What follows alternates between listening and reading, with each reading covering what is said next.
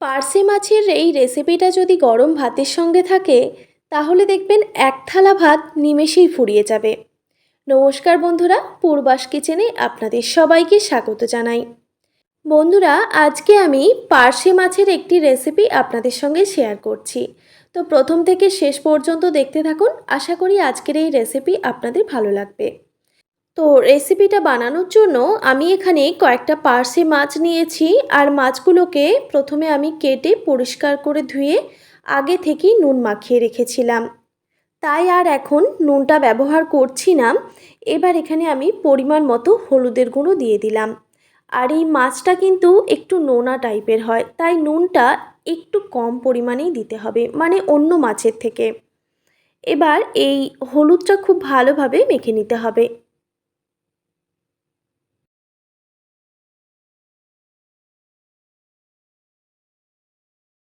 এবার আমি মাছগুলোকে একটু রেস্টে রেখে দেব প্রায় 5 মিনিট মতো।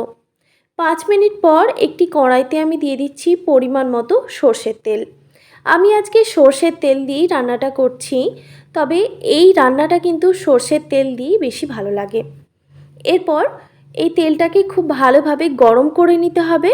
এবার নুন আর হলুদ মেখে রাখা মাছগুলোকে ভেজে নিতে হবে। বন্ধুরা, এখানে আমি আপনাদের বলে রাখি, এই পার্শে মাছ কিন্তু খুবই নরম হয়, তাই চেষ্টা করবেন এইরকম ননস্টিকের কড়াইতে রান্না করে নেওয়ার। কিংবা আপনারা যদি ননস্টিকের কড়াইতে রান্না করতে না চান, সেক্ষেত্রে আপনারা নর্মাল কড়াইতেও রান্না করতে পারেন। তবে কড়াইটা ভালোভাবে গরম করে নিয়ে তারপর তেলটা অ্যাড করতে হবে। তাহলে দেখবেন এই মাছগুলো কড়াইতে একদমই লেগে যাবে না। কিন্তু আমার মনে হয় এই মাছগুলো ননস্টিকের কড়াইতে রান্না করলেই বেস্ট হয়। তো দেখুন, এক সাইডটা ভাজা হয়ে গেছে। এবার আমি খুব সাবধানে মাছগুলোকে উল্টে দিচ্ছি। দুই সাইড থেকেই খুব ভালোভাবে ভেজে নিতে হবে।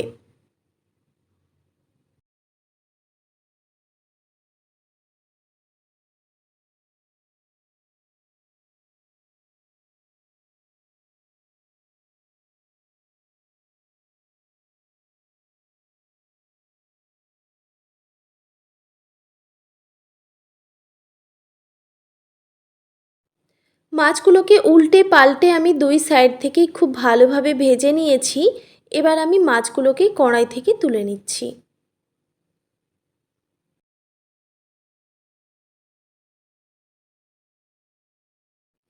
এবার ওই তেলের মধ্যেই বাকি মাছগুলোকেও একইভাবে ভেজে নেব।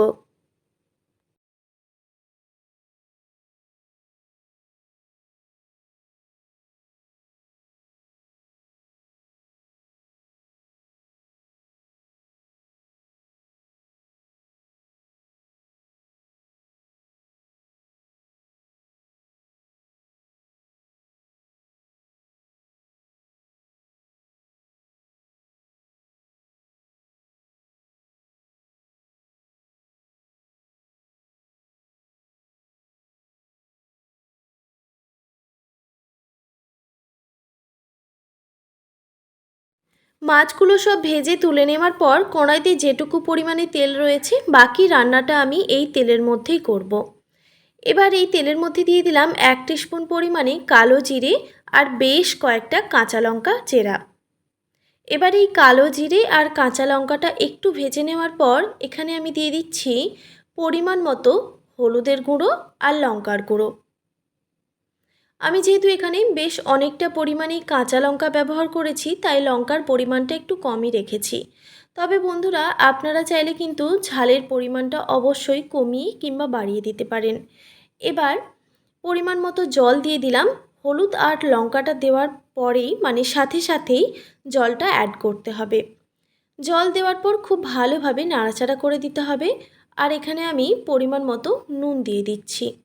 মাছের মধ্যে আগে থেকেই নুন মাখিয়ে রেখেছিলাম, তাই এখানে নুনের পরিমাণটা একটু বুঝেই ব্যবহার করতে হবে।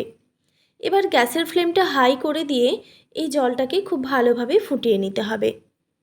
দেখতেই পাচ্ছেন জলটা কিছুক্ষণ পর ফুটে এসেছে। এবার আমি ভেজে রাখা পার্শে মাছগুলো এখানে দিয়ে দিচ্ছি। এই ঝোলটাকে কিন্তু আমি 1 থেকে 1.5 মিনিট মতো ফুটিয়ে নিয়েছি গ্যাসের ফ্লেমটা হাই রেখে।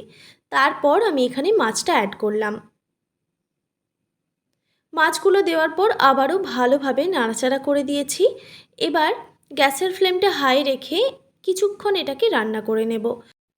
তবে বেশিক্ষণ কিন্তু জলে ফোটানো যাবে না, যেহেতু এই মাছ এমনিতেই নরম, তাই বেশি জলে ফোটালে দেখবেন একদম ভেঙে যেতে পারে। তো কিছুক্ষণ আমি ফুটিয়ে নিয়েছি। এবার এখানে আমি দিয়ে দিচ্ছি 2 টেবিল চামচ পরিমাণে সর্ষে বাটা। আমি এখানে হলুদ সর্ষে ব্যবহার করেছি। হলুদ সর্ষে আমি আগে থেকেই বেটে রেখেছিলাম। তবে আপনারা চাইলে কিন্তু এখানে হলুদ সর্ষে কিংবা কালো সর্ষেও ব্যবহার করতে পারেন। আর যদি চান হলুদ সর্ষে আর কালো সর্ষে দুটোই ব্যবহার করবেন, সেক্ষেত্রে আপনারা দুটোই ব্যবহার করতে পারেন। এবার দেখুন সর্ষে বাটা দেওয়ার পর খুব ভালোভাবে মিক্স করে নিতে হবে। এবার গ্যাসের ফ্লেমটা হাই রেখে আরও 30 থেকে 40 সেকেন্ড মতো এটাকে ফুটিয়ে নেব। তো আমাদের পার্শে মাছের রেসিপি কিন্তু একদম রেডি। এবার আমি গ্যাসের ফ্লেমটা অফ করে দিলাম। এবার এটাকে আমি গরম গরম ভাতের সঙ্গে পরিবেশন করব। আশা করি আজকের এই সহজ সরল রেসিপি আপনাদের ভালো লেগেছে। ভালো লেগে থাকলে অবশ্যই একটি like, comment, share and subscribe করে দেবেন। আর পাশে থাকা বেল আইকনটিও প্রেস করে দেবেন। তাহলে নিত্য নতুন রান্নার ভিডিওগুলি আপনাদের কাছে পৌঁছবে। আর ফেসবুক থেকে দেখে থাকলে অবশ্যই একটি ফলো করে দেবেন। ভালো থাকবেন, সুস্থ থাকবেন। ধন্যবাদ।